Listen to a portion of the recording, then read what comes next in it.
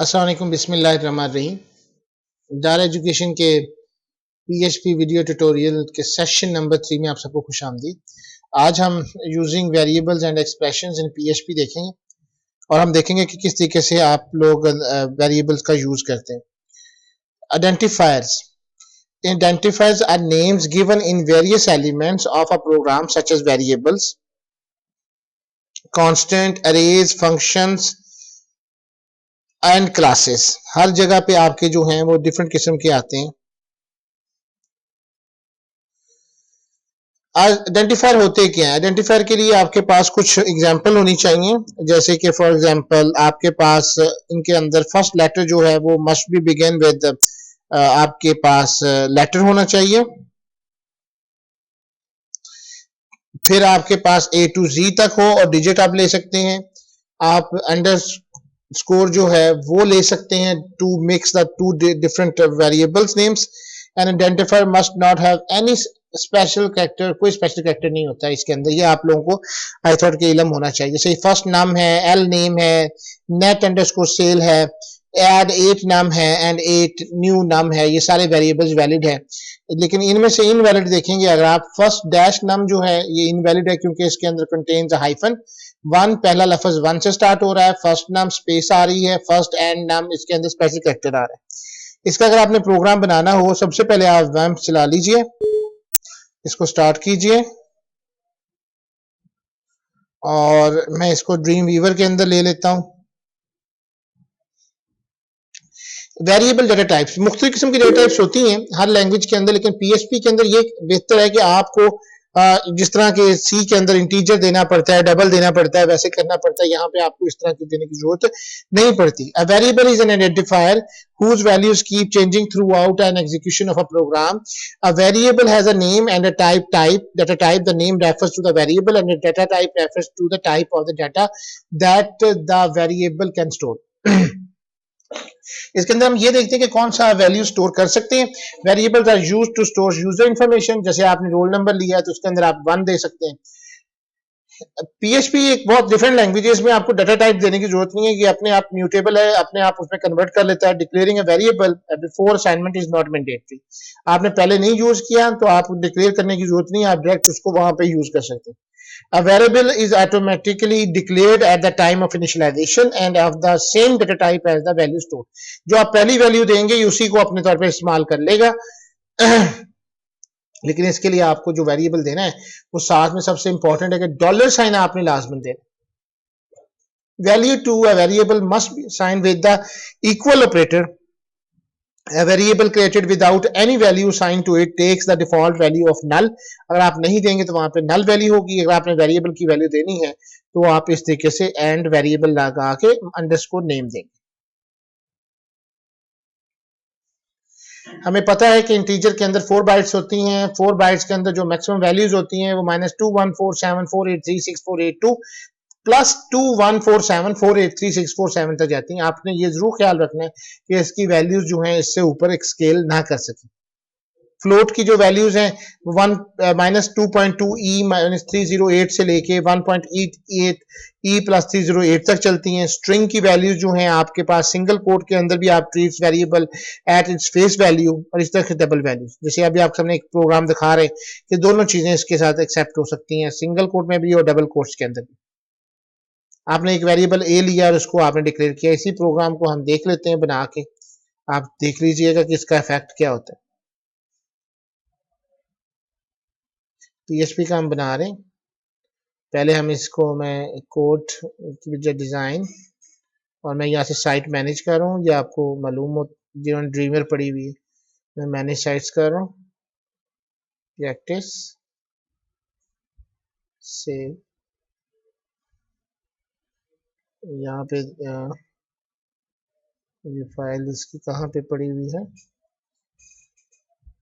सी users, ये भी नहीं है। न्यू साइट बना लेते हैं पीएचपी प्रैक्टिस के लिए।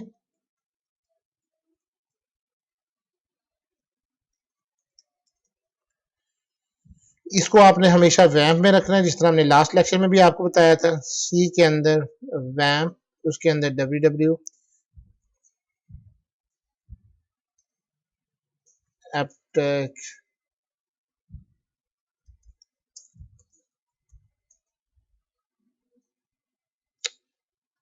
एप्टेक क्लास, इसको सिलेक्ट कर रहा हूं, सर्वर्स में आऊंगा, प्लस करूंगा, लोकल होस्ट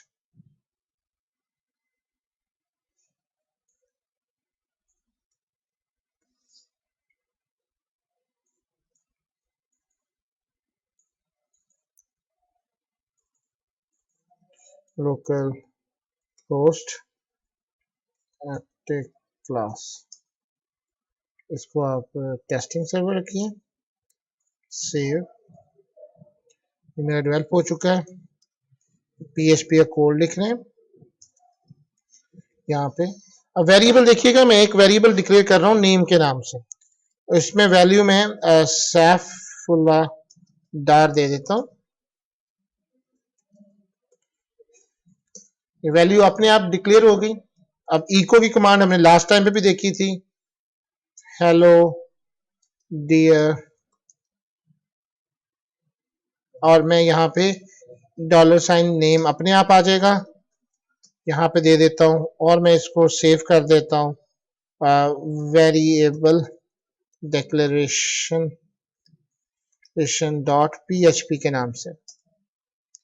इसको लाइव व्यू करके देखें, हेलो डियर सैफुल्लाह डार, ठीक। अब जिस तरह उसने एक वेरिएबल लिया हुआ है, इसके अंदर आते हैं, एक वेरिएबल बनाते हैं एड्रेस का, और इसके अंदर हाउस नंबर 52 लाहौर, ये मैं सिंगल इन्वर्टेड कॉमा में डबल कोट्स में कर रहा हूं। मैं दिखाना चाहता हूं कि लेट्स सपोज ये हमारा पास, ये मैंने इसके साथ नेक्स्ट लाइन के लिए स्पेसिफाई किया, और इको सिंगल इन्वर्टेड में क्या है, यहाँ पे योर एड्रेस इज, और मैं $साइन एड्रेस आ गया, \n दे रहा हूं, इसको सेव कर रहा हूं। अब देखिएगा, आपने जरा गौर किया कि फर्क क्या है। अगर आप डबल कोट्स के अंदर देते हैं स्ट्रिंग को, तो देखिए उसने सैफुल्लाह डार दिया, जो वैल्यू हमने नेम को साइन की हुई थी, वो वैल्यू उसने उसको वहां पे प्लेस कर दिया। लेकिन जहां पे हमने सिंगल इन्वर्टेड कॉमा में किया, और देखें क्या इससे तो नहीं फर्क पड़ रहा आपके ख्याल में, इन्वर्टेड कॉमा करते हैं ताकि आपको ये फर्क पता चल जाए। अब इसको सेव करके देखें, अभी भी आप देखें कि बेशक मैंने इसको सिंगल इन्वर्टेड कॉमा में किया है, डबल कोट्स में किया है। अगर आप डबल कोट्स में नहीं लिखेंगे, इको की कमांड चल जाती है, लेकिन इको के अंदर जो है, आप अगर कोई वेरिएबल लेंगे तो वो अपनी वैल्यू ट्रांसफर नहीं करेगा। जैसे आपने एड्रेस की जगह था, अब आपका हाउस नंबर 52 लाहौर लिखा है। आई थॉट कि आपको ये फर्क समझ आ जाना चाहिए। इसी चीज को उसने इस चीज के अंदर डिक्लेयर किया, यहाँ पे आप देख सकते हैं। सिंगल इन्वर्टेड कॉमा का मतलब है कि आप जिस तरह उसको लिख रहे हैं, वो एज इट इज उसको राइट कर देगा, उसके अंदर वैल्यूज नहीं जाएंगी जब तक कि आप डबल कोट्स में नहीं करेंगे। In the code single inverted comma was not printed in the output of the variable $A, but it is visible in output of the variable B. That is because when double quotes are used, the special characters used in the string such as \n, \tape are processed by the PHP compiler. जब अगर आप double quotes में नहीं लिखेंगे, it does not happen when using a single quote. अब आते हैं जी अरे बनाने के लिए। Array stores multiple values in one single variable, each element in array can be accessed using in index. जिस तरह आपको पता है कि दो तरह की अरे होती है, एक अरे हमारे पास होती है न्यूमेरिक अरे, जिसमें हम 0 1 2 3 4 से चलते हैं।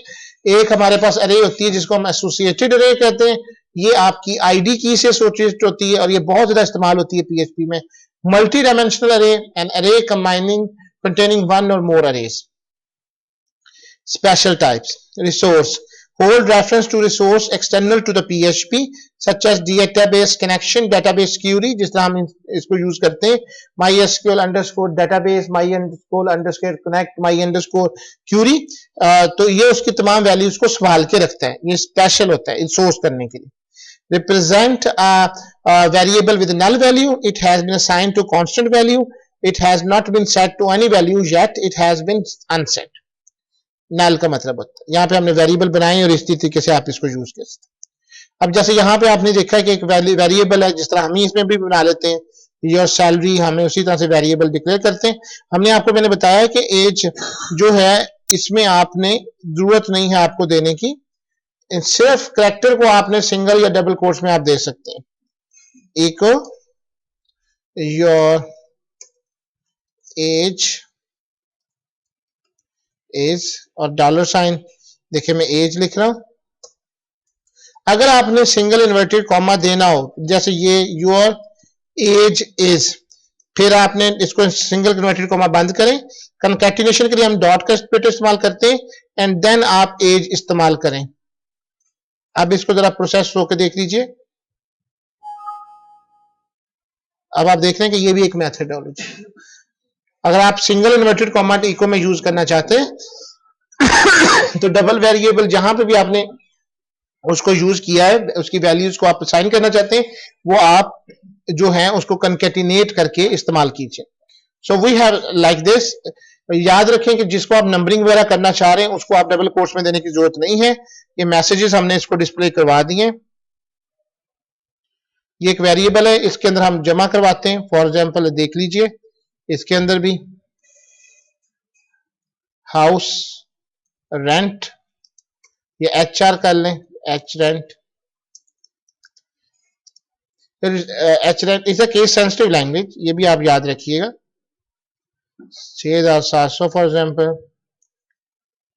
Convince allowance is equal to for example 1234. For example salary, ठीक है. नेट, अगर आप फॉर एग्जांपल यहाँ पे नेट दे देते हैं और इसको जमा करवा देते हैं ऐसे करके, H rent plus dollar sign C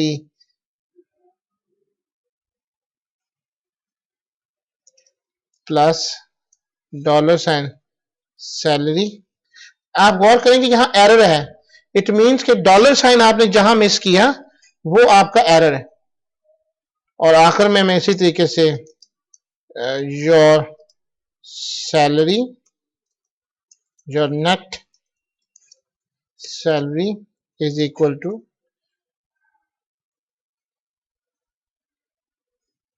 अब जैसे फॉर एग्जांपल मैं इसमें लाइन डालना चाह रहा था नेक्स्ट की, तो इको करके डबल कोट्स फिर \n, your net salary is dollar sign salary, net salary. इसको मैं सेव कर रहा हूं लाइव, तो you can see it very well. यहां पे देखें कि ये इसने \n आगे योर नेट सैलरी इसके मुताबिक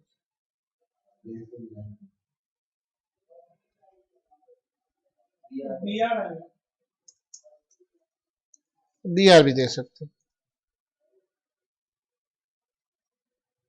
ठीक है जी. आई होप कि आपको ये चीज सारी समझ आ गई कि जमा, तफरीक, ज़रब, तकसीम कैसे करना है उस वक्त करने के लिए.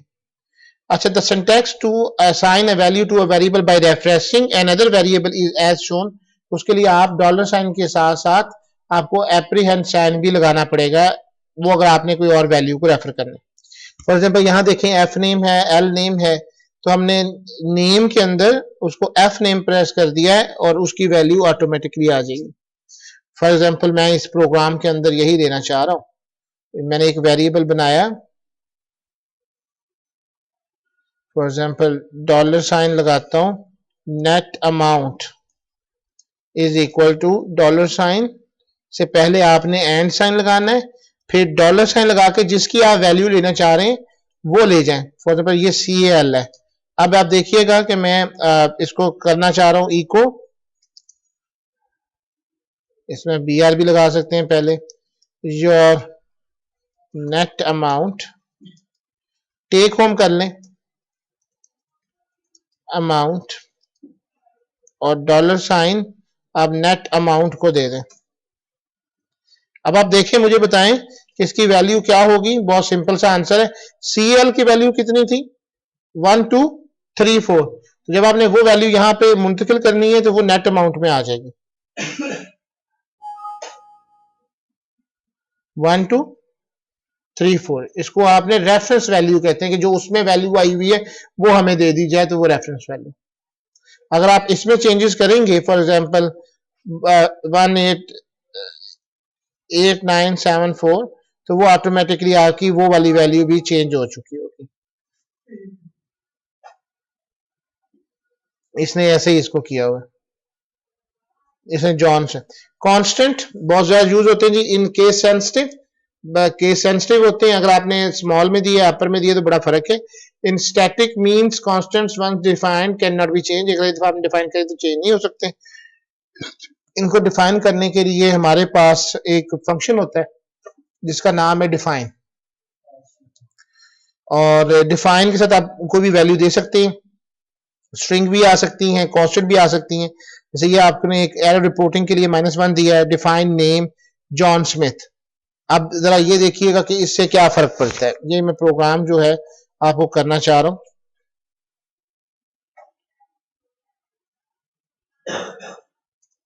इसे डिफाइन करूंगा, इसमें डबल कोट्स नेम और फॉर एग्जांपल मैं सैफुल्लाह डाल, इसको क्लोज, ये सेमीकोलन लगाइए। अब मुझे इस वेरिएबल को देखिएगा कि इसका नाम मैं चेंज कर देता हूं, सैफ रख देता हूं, और देखिएगा कि मैं जहां पे भी कांस्टेंट यूज करूंगा, जैसे यहां पे मैं यूज करूंगा वेरिएबल नेम। अब देखिएगा नोटिस अनडिफाइंड वेरिएबल नेम, आपने इसके अंदर ये जो वेरिएबल आपने डिफाइन किया था नेम, वो उसको लोकेट नहीं हो रहा। उसकी वजह क्या है?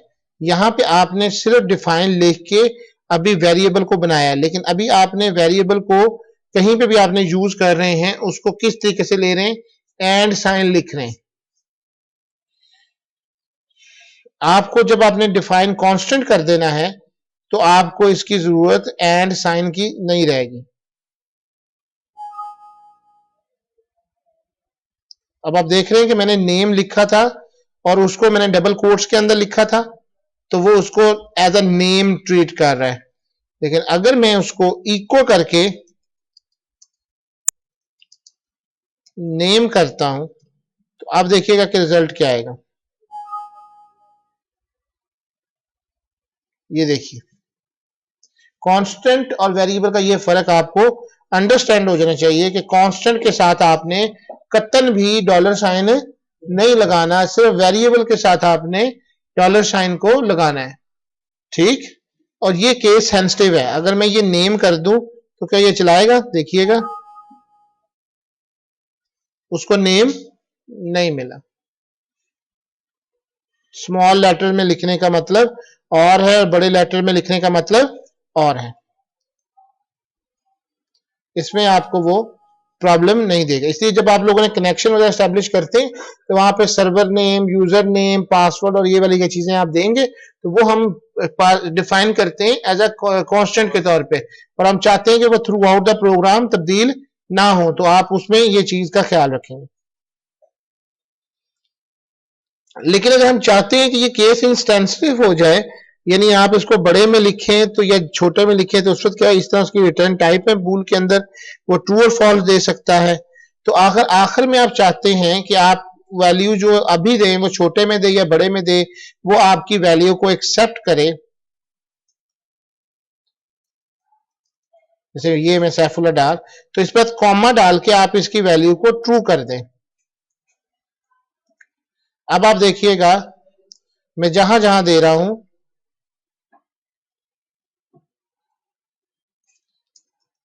इको, अब मैं ये नेम स्मॉल में दे रहा हूं,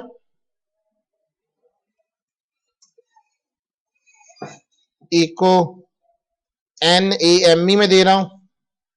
आप इसको देखिए, हर जगह उसने सैफुल्ला डार दिया, बेशक मैंने वो अपर में दिया, बेशक मैंने वो स्मॉल में दिया, या मैंने कॉम्बिनेशन में दिया। अगर आपने उसकी वैल्यू को आखिर में ट्रू नहीं किया तो आपका ये प्रॉब्लम क्रिएट हो जाएगा। ठीक है जी।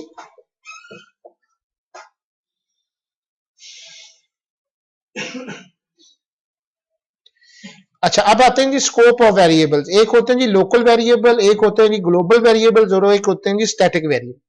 लोकल वेरिएबल वो होते हैं जहां तक अगर आप उनको ब्रैकेट्स के अंदर यूज करें तो उनकी वैल्यूज वही रहेंगी। जैसे अगर आप इस प्रोग्राम की बात करें तो मैंने num2 इज इक्वल टू 0 इस्तेमाल किया हुआ है, इको मैंने manipulation of value of 14 multiply by 5, function एक मल्टीप्लाई का है, उसमें num1 की वैल्यू 14 है, num2 की वैल्यू 15 है। तो ये num1 की वैल्यू जो है वो या इस ब्रैकेट्स के अंदर जो है वो 14 है और num2 की वैल्यू 15 ही रहेगी, लेकिन यहां पे वो वैल्यू बिल्कुल चेंज हो जाएगी। बाहर वो num2 इज इक्वल टू 0 होगा और अंदर वो num2 जो है वो 15 होगा। ये एक लोकल वेरिएबल है। इसकी एग्जांपल आपको दिखाई, जैसे आप जरा गौर करें तो 14 मल्टीप्लाई बाई 15 और 210, जबकि फंक्शन से बाहर उसकी वैल्यू 0 आएगी। ग्लोबल वेरिएबल एक ऐसे होते हैं जिनकी values total throughout the program जहां पे भी एक्सेस करें वो सेम रहेगी। उसके लिए आपने इसके साथ एक पैरामीटर डालना जिसका नाम क्या होगा, ग्लोबल, फिर एड $साइन और फिर वेरिएबल नेम। जिस तरह ये एग्जांपल है, हमने इसको किया ग्लोबल वेरिएबल 1 वेरिएबल 2। अब उसकी वैल्यू इस ब्रैकेट से निकलने के बावजूद वो जो वैल्यू होगी वो एक्सेसिबल होगी। ये एक छोटा सा प्रोग्राम था। अब स्टैटिक वेरिएबल की बात कर रहे हैं। Static variable is similar to a local variable, the only difference is that the static variable retain its value even after the function terminate. Static value क्या करता है कि अगर आपका फंक्शन खत्म भी हो गया है तब भी वो अपनी वैल्यू को रिटेन रखेगा। When a function terminates, a local variable of that function lose their value. To retain the value of the variable throughout the execution of the program, use a static keyword with the variable name.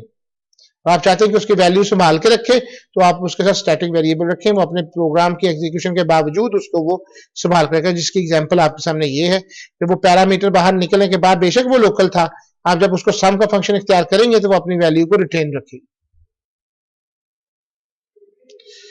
अब आते हैं जी HTTP environment variables की तरफ। ये variable क्या करते हैं जी, variable the system defined variable that can be used in any PHP script. These variable provide information about the transaction between the client and server. The provide information about HTTP request और response. The environment variable are similar to the user defined variable because they also begin with the $sign. जैसे server software है, आपको server की information देता है, इसके लिए आप ये वाली कमांड जो है वो लिख सकते हैं। जैसे मैं आपके सामने इको कर देता हूं, इसको मैं इसको Ctrl+N भी कर सकता हूं।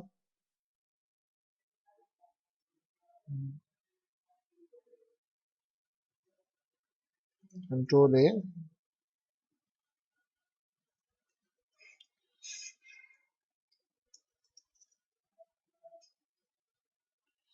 ये मैं इको करवा रहा हूं और इसके अंदर हमने $_सर्वर, पहले इसको सेव कर लें, इसका नाम रखना है सर्वर।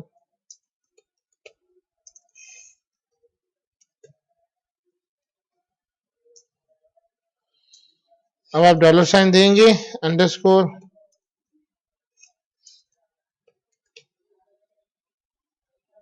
देखें सर्वर आ चुके हैं सारे वेरिएबल, HTTP एक्सेस, HTTP, ये सारे आपके सर्वर पोर्ट कौन सी है, फॉर एग्जाम्पल मैं सर्वर पोर्ट देखना चाहता हूँ, सिमिलरली सेव कर दें, लाइव हो गए। 80 पोर्ट होते हैं, इसलिए आपका जब वो आप लोग चलाते हैं ना साथ में, वो क्या मनूस हमारा प्रोग्राम होता है, स्काइप। हाँ, जब स्काइप चलाते हैं तो स्काइप भी 80 पोर्ट को इस्तेमाल करती है, तो इसीलिए वो एम्प भी 80 कर रही होती है, इसलिए आपका वो मसला कर देती है। इको करके देखें, आप सारे वेरिएबल्स को कर सकते हैं। एक नहीं, इसके अंदर नहीं होता। हाँ जी जी, HTTP होस्ट देख लीजिए, मैं एक आधा वेरिएबल ही ले लूं, बाकी आप सारे इसमें देख सकते हैं। होस्ट देख लीजिए कौन सा है। सिंटैक्स एरर वो दे रहा है, क्यों दे रहा जी, आप मुझे बताएं। बिल्कुल ठीक, इसमें सेमी कॉलन हमने मिस कर दिया। लोकल होस्ट पे आप काम कर रहे हैं, उसने आपको लोकल होस्ट दे दी। ओके, सो ये आपको पता नहीं चाहिए कि ये वेरिएबल्स हैं। जैसे आप देखना चाह रहे हैं जी, ये सर्वर सॉफ्टवेयर कौन सा आप यूज कर रहे हैं, ये अपाचे 2.2.17 और यूनिक्स ये इस्तेमाल कर रहा है PHP 5.3.6। अब देखें ना, ये ज्यादा है, आप लोगों को पढ़ा लिनक्स रहे हैं, दिखा फोटो में यूनिक्स की रहे हैं। ये सर्वर नेम शेम हो गया आपका, लोकल होस्ट आ गया, मैंने भी ये किया ना। सर्वर प्रोटोकॉल कौन सा यूज करता है, HTTP। अगर आप देखना चाहते हैं यही लाइन, तो मतलब मेरा कहने का मकसद ये कि आप बेहतर ये कि आप एक एक दफा सबको ये करके देख लीजिए। एक को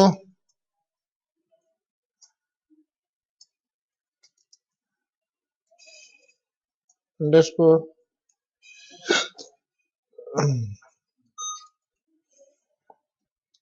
सर्वर सॉफ्टवेयर देखें आया कहीं पे,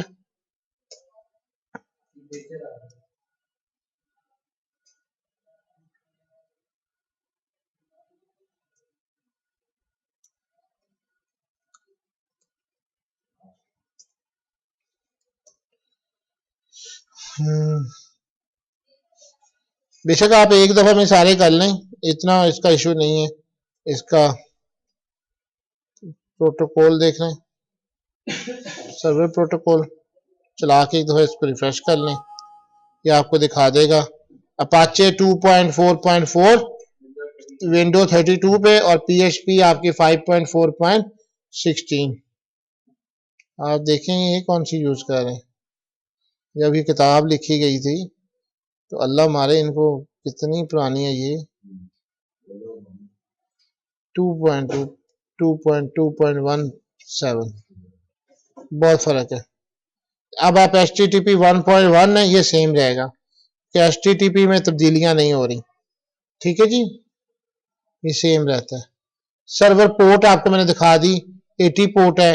अब कुकीज हैं, इसी तरीके से कुकीज देखनी हो तो वो आप कुकीज देख सकते हैं। The cookie is been set,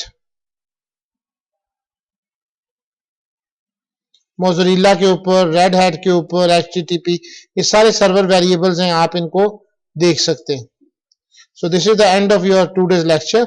Thank you very much and Allah Hafiz. Inshallah in next lecture we will discuss नहीं बल्कि ये using variables and expression in PHP है, ये लैब है और आप इसको कीजिएगा। तो thank you very much, Allah Hafiz.